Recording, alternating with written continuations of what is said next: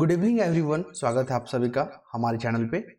और हम लोग इंपॉर्टेंट न्यूज़ को कवर करेंगे। चलिए देखते हैं क्या क्या दिया हुआ है। सबसे पहला है COP29। यहाँ से डायरेक्ट क्वेश्चन पूछेगा और पूछा भी गया है। बोलेगा COP29 का सम्मेलन कहाँ होता है, कहाँ हुआ है इस साल, COP30 कहाँ होने की संभावना है, किस देश में ऑर्गेनाइज होगा, भारत की तरफ से कौन प्रतिनिधि करेगा, भारत ने किस मुद्दे को उठाया है। तो इस तरह के तमाम प्रश्न पूछे जाते हैं, इसलिए मैंने इस टॉपिक को कवर कर रहा हूँ। COP29 कहाँ पे होगा इस बार? इस बार होगा अजरबैजान के बाकू में। अजरबैजान में होगा, कहाँ पे? अजरबैजान। बस इसको ध्यान रखिएगा, यही पूछेगा आपसे अगर क्वेश्चन पूछना होगा तब। अजरबैजान, ठीक है। कहाँ पे है? इसका कैपिटल क्या है? बाकू। बाकू में होगा, ओके। फिर यहाँ पर देखेंगे कि भारत की तरफ से कौन प्रतिनिधि करेगा।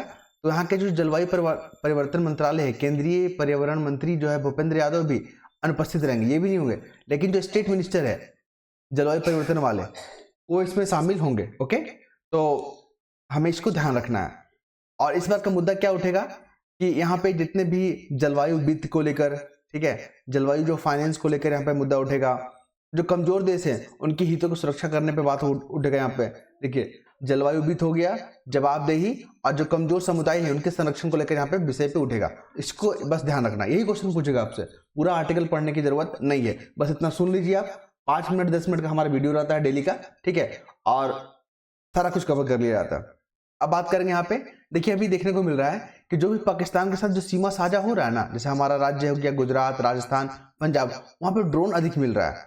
और ड्रोन से क्या कर रहे हैं, जो आतंकवादी ग्रुप है ना, वो लोग क्या कर रहे हैं, मादक पदार्थ, जो नशीले पदार्थ होते हैं, बंदूक होते हैं, हथियार होते हैं, वो सब क्या कर रहे हैं, प्रोवाइड कर रहे हैं हमारे युवाओं को, ठीक है, ताकि वो इन्वॉल्व हो सके आतंकी घटनाओं में। क्योंकि वो लोग तो डायरेक्ट इन्वॉल्व नहीं हो पाएंगे, क्योंकि हमारी सेना तैनात है, वो तो बिना देखे हुए मारेगी, ठीक है। लेकिन यहाँ पे वो लोग क्या कर रहा है, प्रॉक्सी वार खेल रहा है। ड्रोन के माध्यम से नशीले पदार्थ को, जैसे मान लीजिए बॉर्डर है तो ड्रोन के माध्यम से उड़ाया और यहाँ इंडिया, जो भारत का जो क्षेत्र है, यहाँ पे गिरा दिया। और जो भी इस नेटवर्क से जुड़े हैं वो लोग जाके इसको रिसीव कर लिया, ठीक है। तो अभी वहां पे जो हमारे BSF है, बॉर्डर सिक्योरिटी फोर्स, उन्होंने अभी लगभग 200 ड्रोनों को जब्त किया है, ठीक है। तो ऐसे घटना जो है बढ़ रहे हैं। कुल मिलाकर जो क्वेश्चन पूछेगा याद रखिएगा, पाकिस्तान और जो बांग्लादेश है, यहाँ पे जो बॉर्डर सिक्योरिटी फोर्स है, मतलब BSF, यहाँ पे हमारे जो सीमा सुरक्षा को प्रदान करते हैं, सीमा सुरक्षा पे कौन तैनात है? BSF। ये क्वेश्चन पूछा गया है और मेंस वगैरह में पूछेगा आपसे कि ड्रोन की क्या भूमिका है, ड्रोन दीदी भी इसके में न्यूज में चल रहा है, ठीक है। ये सब चीज भी आप ध्यान रखेंगे, ओके। और पाकिस्तान के साथ कौन कौन सा देश जो है सीमा साझा करता है? तो भारत करता है, ठीक है। पाकिस्तान के साथ चाइना करता है, पाकिस्तान के साथ अफगानिस्तान करता है, ये भी याद रखेंगे। पाकिस्तान के साथ ईरान करता है। पिछले बार यूपीएससी में अफगानिस्तान को लेकर पूछ लिया था कि अफगानिस्तान के साथ कौन कौन सा देश सीमा साझा करता है, जेपीएससी में भी पूछ लिया था। तो इसलिए पाकिस्तान को याद रखिएगा, पाकिस्तान कौन कौन देशों के साथ सीमा साझा करता है। नेक्स्ट मूव करें हम लोग। नेक्स्ट मूव करेंगे हम लोग। ये कोटेशन याद रखिएगा, ईश्वर चंद्र विद्यासागर, जो कि बैथुन कॉलेज बनाए थे, याद है ना, बहुत हिस्ट्री में पूछता है बैथुन कॉलेज। और ये विधवाओं के जो विधवा हैं उनको शादी करवाने में, ठीक है, पुनर्विवाह करवाने में इनका बहुत महत्वपूर्ण योगदान रहा है ईश्वर चंद्र विद्यासागर का। महिलाओं को लेकर बहुत काम किए हैं। तो उनका ये स्टेटमेंट है कि संयम, जो धैर्य होता है, वो विवेक देता है, ठीक है। मतलब आप संयम बना के रखेंगे तो आपके अंदर विवेक जागृत होगा। आप ध्यान करोगे तो आपके अंदर एकाग्रता आएगा। फिर शांति, संतुष्टि, परोपकार मनुष्य देती है। क्लियर है? ये सब चीज ध्यान रखना आपको। कोटेशन जो है आपको एससी पेपर में या जीएस पेपर में काम आने वाला है। अब आते हैं सड़क हादसा को लेकर। देखिए, यहां से जो क्वेश्चन पूछेगा ना, पहले कहानी बता देते हैं आपको। सड़क हादसा को लेकर बहुत घटनाएं होती है, ऑफिस से बहुत सारे लोगों की मौत हो जाती है। और उन मौत जब होती है ना तो पूरा परिवार मौत हो जाता है। क्यों जाता है? क्योंकि जो कमाने वाले जो व्यक्ति होते हैं उनकी अगर मृत्यु हो जाए तो घर का जो दिनचर्या पूरा का पूरा बिगड़ जाता है, इकोसिस्टम वहां का बिगड़ जाता है घर का, है ना।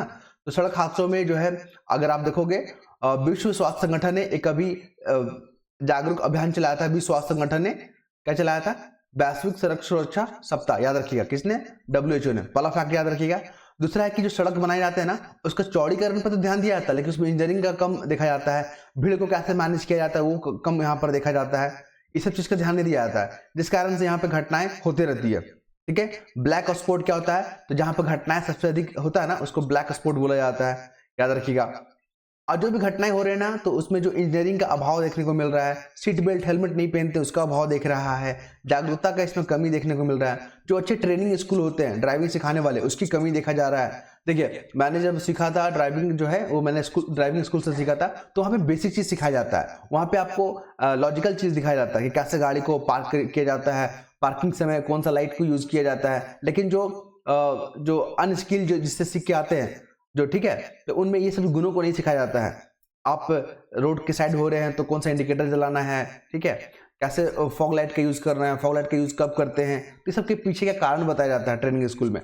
तो कभी भी मौका अगर मिले ड्राइविंग सीखने का तो ट्रेनिंग स्कूल को ही आप लोग प्रायोरिटी दीजिएगा। यहाँ पे आपको एक्स्ट्रा नॉलेज दिया जाता है जो कि आपको भविष्य में बहुत काम करेगा। तो ये हो गया। यहाँ पे फिर बात करेंगे अगले मुद्दे पे हम लोग, अगले मुद्दे पे नहीं अभी और है। सबसे ज्यादा जो सड़क हादसा होता है ना वो होता है तमिलनाडु में। कहाँ होता है, किस राज्य में, तमिलनाडु में। लेकिन सबसे ज्यादा सड़क हादसा के बाद जो मृत्यु होता है, मौत होता है, वो होता है उत्तर प्रदेश में। ये दो फैक्ट याद रखिएगा। फिर हम लोग बात करेंगे, देखिए सड़क सुरक्षा को लेकर जो विश्व में कई सारी योजनाएं चलती है, बहुत सारे पहल होता है, तो दो डिक्लेरेशन याद रखिएगा, ब्राजीलिया घोषणा और एक दूसरा कौन है, स्टॉकहोम। यहाँ मैंने टिक करके रखा है स्टॉकहोम घोषणा। ये ब्राजीलिया घोषणा क्या है और ये स्टॉकहोम घोषणा क्या है, ये दोनों घोषणा जो सड़क सुरक्षा से है, याद रखिएगा। और इस तरह के क्वेश्चन करंट अफेयर में बहुत पूछे जाते हैं। सुरक्षा के जो है उपाय के लिए स्टॉकहोम घोषणा और ब्राजीलिया घोषणा। ओके, फिर हमें क्या करना चाहिए कि ऐसा घटनाएं ना हो, तो इसके लिए हमें जागरूकता बढ़ाना चाहिए। फिर यहाँ पे सड़क सुरक्षा जो है ऑडिट करना चाहिए। फिर एयर बैग का प्रोविजन करना चाहिए। देखिए ड्राइविंग सीट में तो होता है, लेकिन जो को ड्राइवर जो सीट है वहां पे नहीं होता है, तो वहां पर भी इसको लागू करना चाहिए। हेलमेट सीट बेल्ट का प्रॉपर यूज करना चाहिए यहाँ पे, ठीक है। तो इन तमामों से उपायों को लागू करके हम सड़क हादसों को कम कर सकते हैं। फिर है महाशक्ति को लेकर। देखिए भारत जो है ना ग्लोबल पावर बनने के कगार पे आ चुका है। बस कुछ ही साल में उसको जो है भारत को ग्लोबल पावर या सुपर पावर करार दे दिया जाएगा। भारत का लक्ष्य क्या है, 2047 तक डेवलप कंट्री बनना। भारत का क्या एक संकल्प है कि हमको यूएनएससी का मेंबर बनना है। भारत जो है ना अभी थर्ड परचेजिंग पावर पैरिटी पर अगर बात करें तो थर्ड लार्जेस्ट इकोनॉमी है हमारा भारत। अभी वर्तमान में कितना है, 5th है, ठीक। देखिए बहुत जल्द जो है थर्ड लार्जेस्ट इकोनॉमी बन जाएगा। ये सब भारत अगर अचीवमेंट कर लेता है ना, और भारत का जो ग्रोथ रेट है, ठीक है, वो अन्य देशों से काफी ज्यादा है। तो भारत को इन क्राइटेरिया को ध्यान में रख के भारत को यूएनएससी का मेंबर बनना चाहिए, यूनाइटेड नेशन सिक्योरिटी काउंसिल का बनना चाहिए, ठीक है।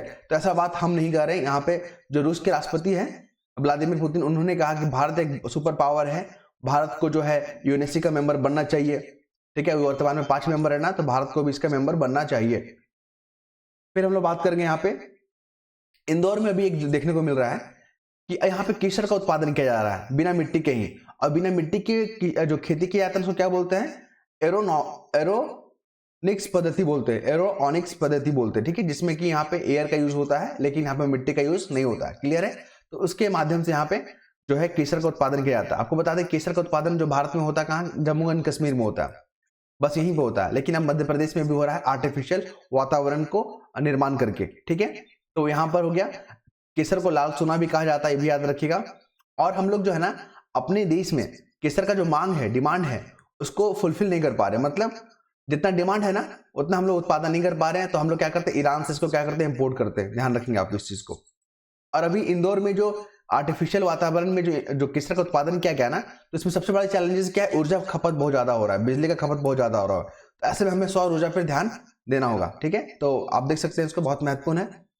अभी हमारे जो सीजीआई कौन है, संजीव खन्ना। अब आज इनका शपथ दिलाया जाएगा। क्वेश्चन क्या पूछता है कि जो चीफ जस्टिस ऑफ इंडिया होते हैं उनका शपथ कौन दिलाता है, तो राष्ट्रपति जी दिलाते हैं। उनका अपॉइंटमेंट कौन करता है, तो राष्ट्रपति जी करते हैं, ठीक है।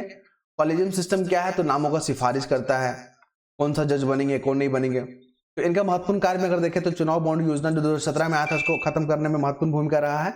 मतलब ऐतिहासिक फैसले से जुड़े हुए हैं। ये हो गया। दूसरा हम लोग अगर देखेंगे जो महत्वपूर्ण है, एग्जाम में कई दफा पूछा जाता है, तो हम लोग इस पे फोकस करते हैं। जैसे कि ये देखिए चुनावी बॉन्ड योजना से जुड़े हुए थे, ये आर्टिकल 70 को हटाने में ये जुड़े हुए थे।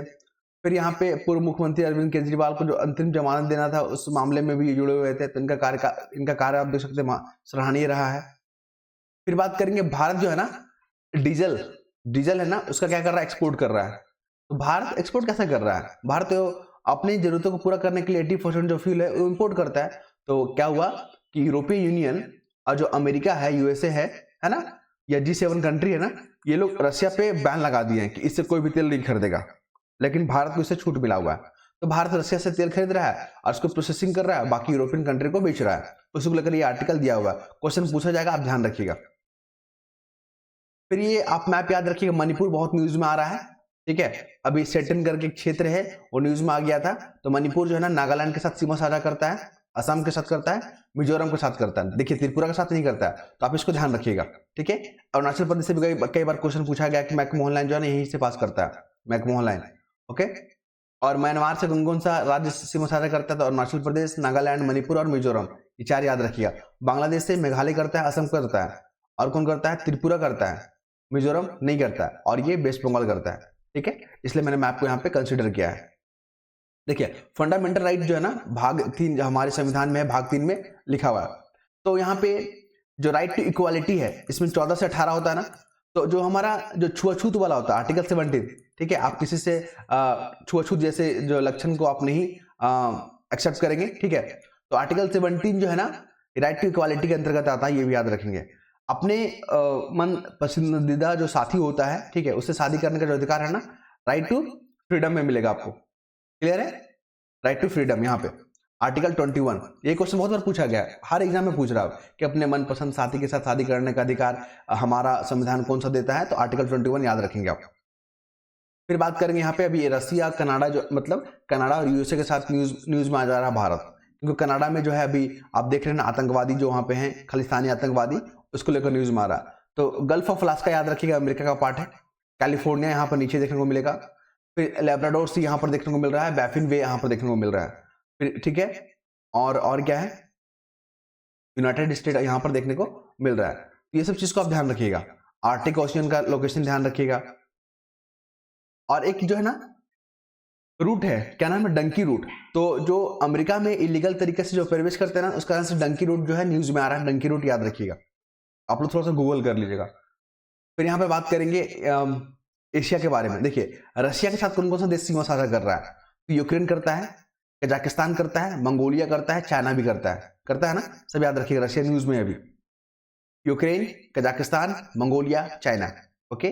फिर ब्लैक सी के साथ यूक्रेन और यहाँ पे रशिया सीमा साझा करता है। बाकू, देखिए अजरबैजान में बाकू में COP29 हो रहा है ना, तो कैस्पियन सी के साथ देखिए उज्बेकिस्तान नहीं करता है, उज्बेकिस्तान नहीं करता है, बाकी तुर्कमेनिस्तान कर रहा है, कजाकिस्तान कर रहा है। यहाँ पर देखिए पाकिस्तान के साथ भारत का सीमा साझा है, चाइना का है, ईरान का है और अफगानिस्तान का है। और यहाँ पर देखिए ये कौन है, तजाकिस्तान के साथ है, तजाकिस्तान के साथ यहाँ पर सीमा साझा करता है पाकिस्तान। अफगानिस्तान को देख लीजिए, ईरान है, पाकिस्तान है, भारत भी है, 3 हो गया। और यहाँ पे तजाकिस्तान है और तुर्कमेनिस्तान है। तो ये दोनों बार बहुत बार क्वेश्चन पूछा गया है कि कौन कौन सा सीमा साझा करता है, ध्यान रखिएगा। यहाँ पे है आपका इजराइल और फिलिस्तीन, इसको भी मैंने बताया था आपको, ठीक है। आगे देखेंगे, ये देखिए ये जो है ना आसियान मेंबर है, 10 मेंबर होते हैं। म्यांमार है, लाओस है, थाईलैंड है, कंबोडिया है। Myanmar, Laos, Thailand, Cambodia. Vietnam याद रखिएगा, उसके नीचे ब्रुनेई है, फिर मलेशिया, फिर सिंगापुर। बोलेगा नॉर्थ से साउथ अरेंज करके दिखाइए, ये क्वेश्चन पूछा गया है, इसलिए मैंने इस मैप को लिया हूँ। फिर यहाँ पे इंडोनेशिया सबसे लास्ट में है, सिंगापुर जस्ट ऊपर में, मलेशिया जस्ट ऊपर में है ना, फिलीपींस देखिए साइड में यहाँ पे। तो नॉर्थ से साउथ बोलेगा तो वियतनाम, ब्रुनेई, मलेशिया, ठीक है। और ये लाओस जो है ना ये लैंडलॉक कंट्री है, ये क्वेश्चन बहुत बार पूछा गया है, लैंडलॉक कंट्री है ये। फिर बिहार का शोक जो है कोसी नदी को बोला जाता है। कोसी नदी गंगा में मिलती है कुर्सेला कटिहार में, पुनपुन नदी गंगा से मिलती है फतुआ के पास में, ये सब क्वेश्चन पूछा गया है। सोन नदी गंगा में कहाँ मिलती है, तो पटना में मिलती है, मनेर में। सोन नदी का उद्गम स्थल अमरकंटक है। बिहार की पहली नदी जोड़ो कोसी मेची योजना, याद रखिएगा आप, कोसी मेची। फिर यहाँ बिहार की कृषि जलवायु क्षेत्र सर्वाधिक कहाँ है, उत्तर पश्चिम में। बिहार का एकमात्र राष्ट्रीय उद्यान वाल्मीकि है। फिर सबसे अधिक मिट्टी जलोढ़ मिट्टी मिलने देखने को मिलेगा। तो ये सब फैक्ट याद रखिएगा। ब्रिक्स याद रखिएगा, 42% जो है ना पॉपुलेशन को कवर करता है, 23% जो है जीडीपी को कवर करता है, 17% ट्रेड को कवर करता है, ठीक है। 42% पॉपुलेशन, 23% जीडीपी, 17% ट्रेड। अभी इसमें कुल 10 मेंबर हैं। 2010 में साउथ अफ्रीका बना था, 5 नए member Iran, Ethiopia, UAE, Saudi Arab, सारे मेंबर इसमें बने हुए हैं, याद रखेंगे आप। इसके बाद आइए ईरान, न्यूज में चल रहा है, जितना भी इजराइल और हमास के बीच में युद्ध चल रहा है तो ईरान इसको सपोर्ट कर रहा है, ठीक है। तो ईरान जो है तुर्कमेनिस्तान के साथ, अफगानिस्तान के साथ, पाकिस्तान के साथ, 3 हो गया। और यहाँ पे इराक के साथ, अजरबैजान के साथ और यहाँ पे आर्मेनिया के साथ यहाँ पर सीमा साझा करता है। यूक्रेन में देख लीजिए रोमानिया है, पोलैंड है, बेलारूस है, रशिया जहाँ पे सीमा साझा करता है। ठीक, ये आप देख रहे हैं साइक्लोन बनने का कंडीशन क्या है, 27 डिग्री सेल्सियस होना चाहिए सी सरफेस और कोरोलिसिस फोर्स होना चाहिए यहाँ पे। फिर यहाँ पे गंगा नदी का जो उद्गम है उत्तराखंड में है, घाघरा नदी का है तिब्बत पठार के ग्लेशियर में है। ठीक है, यहाँ पे फिर आप देख लीजिए बक्सर में जो है आपका विश्वामित्र महोत्सव देखने को मिल रहा है। इसके बाद गंगा नदी बीचों बीच पास करता है, 12 जिला को टच करता है, ये भी याद रखेंगे आप। फिर यहाँ पे बात करेंगे शिवहर, फिर यहाँ पर बात करेंगे शिवहर जो है ना नेपाल के साथ बाउंड्री साझा नहीं करता, बाकी सब जो है ना साथ को करता है, याद रखेंगे। फिर यहाँ पर देख लीजिए मेडिटेरेनियन सी के साथ कौन सा सीमा साझा नहीं करता, जॉर्डन नहीं करता है, सीरिया बिल्कुल नहीं करता है, जॉर्डन और सीरिया नहीं करता है मेडिटेरेनियन सी के साथ, याद रखेंगे। बाकी इजिप्ट कर रहा है, इजराइल कर रहा है, लेबनान कर रहा है। ये गाजा स्ट्रिप का लोकेशन याद रखिए, यहाँ पे वेस्ट बैंक का लोकेशन याद रखिए, गोलन हाइट्स का लोकेशन याद रखिए, यहाँ पे बहुत महत्वपूर्ण है, कई दफा एग्जाम में देखने को मिलता है। तो आज मैंने प्रश्न नहीं दिया हूं, लेकिन इसका जो मैंने पिछले वीडियो में प्रश्न दिया था उसका जो जवाब दिए हैं वहां पे महत्वपूर्ण है। ठीक है, जो लोग यहाँ पे पार्टिसिपेट कर रहे हैं ना, मुझे बहुत अच्छा लग रहा है। नाम मैं नहीं ले रहा हूँ, उनको पता ही है कौन लोग पार्टिसिपेट कर रहे हैं। ओके, तो नेक्स्ट वीडियो में मिलते हैं, धन्यवाद।